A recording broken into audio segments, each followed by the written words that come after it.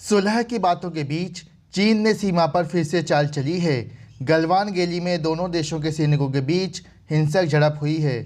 भारत और चीन का सीमा विवाद लगातार बढ़ता जा रहा है। 15 जून की रात भारत और चीन के सैनिकों के बीच हुई हिंसक झड़प में भारत के 20 जवान शहीद हुए हैं। जानकारी यह भी बताती है कि चीन के करीब 44 जवान हताहत हुए हैं। अगर दोनों देशों के बीच युद्ध हुआ तो भारत की क्या रणनीति होगी, आइए जानते हैं आज के इस वीडियो में।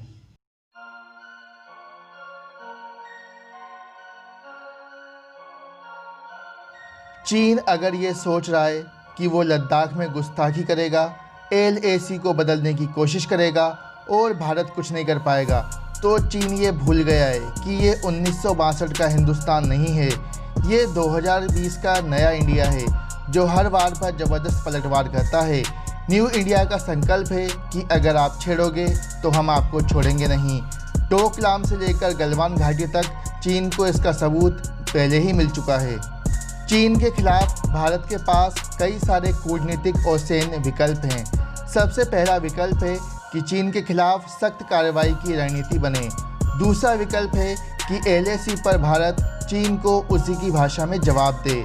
तीसरा विकल्प है कि भारत चीन के खिलाफ अंतर्राष्ट्रीय गठबंधन बनाए। जो देश चीन के खिलाफ है भारत उन्हें साथ देकर आए। चौथा विकल्प, समुद्र में चीन की घेराबंदी की जाए। इंडियन नेवी के पास इतनी क्षमता है कि वह हिंद महासागर में चीन को घेर सकती है। मजबूरन चीन को समझौते के लिए मजबूर होना पड़ेगा। इसके अलावा पांचवा विकल्प ये है कि भारत चीन के खिलाफ सीधी सैन्य कार्रवाई करे। भारतीय सेना में डायरेक्टर जनरल इन्फेंट्री रह चुके लेफ्टिनेंट जनरल संजय कुलकर्णी कहते हैं कि हमारे सैनिक पहाड़ों की लड़ाई लड़ने में सक्षम है। चीन ने वियतनाम वॉर के बाद यानी करीब 48 साल से कोई लड़ाई नहीं लड़ी है। उसके पास टेक्नोलॉजी ज़रूर है, लेकिन पहाड़ों में उसे अप्लाई करना बड़ा मुश्किल है। चीनी सैनिकों को तंग गलियों से ही गुजरना है और जब वह तंग गलियों से गुजरेंगे तो हम घात लगाकर उन पर हमला कर सकते हैं। चीन कभी भी भारत के साथ पहाड़ों में नहीं लड़ सकता। इसके अलावा चीन को भारत हिंद महासागर में भी घेर सकता है। मलक्का स्ट्रेट उसकी कमज़ोर कड़ी है। चीन का लगभग सारा ट्रेड इसी रास्ते से होता है और यह मलक्का स्ट्रेट से गुजरता है।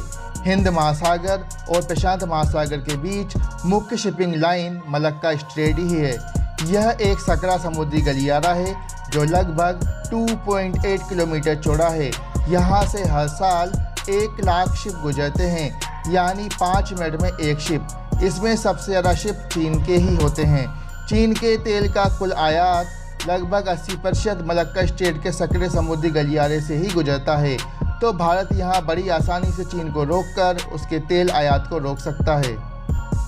साथ ही साथ पारंपरिक युद्ध होने की स्थिति में चीन पर भारत भारी पड़ेगा। आमने सामने की लड़ाई के लिए भारतीय सैनिक ज़्यादा तैयार हैं। इस रिसर्च रिपोर्ट के मुताबिक भारतीय वायुसेना चीन से काफ़ी आगे है।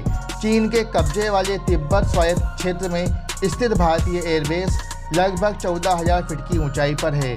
वैसे तो तिब्बत पठारी इलाका है, लेकिन समुद्र तल से इसकी ऊंचाई काफ़ी ज़्यादा है और यही वजह है कि इस ऊंचाई पर चीन के विमान फुल पेलोड के साथ नहीं उड़ सकते, यानी कि उसमें फ्यूल भी कम रखना होगा और साथ ही साथ हथियार भी।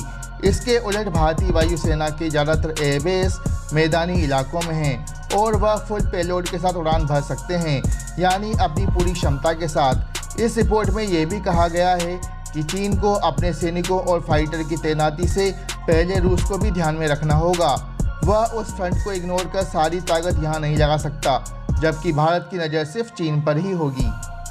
दोस्तों, अब मैं आपको कुछ ऐसे तरीके बताने जा रहा हूँ जिसको अप्लाई करके हम चीन को उसी की भाषा में जवाब दे सकते हैं।